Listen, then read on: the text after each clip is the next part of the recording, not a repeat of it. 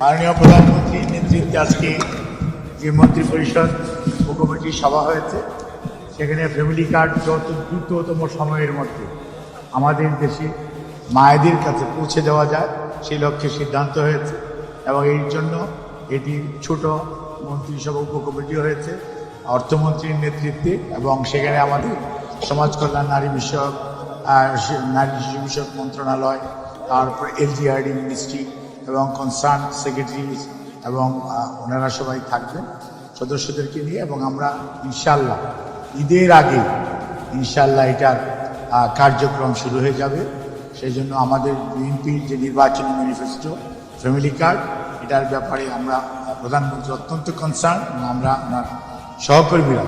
সবাই এটা দ্রুততম সময়ের মধ্যে বাস্তবায়ন করার ব্যাপারে, এবং এটাকে ইউনিভার্সাল করা হবে। কোনো অবস্থাতেই যাতে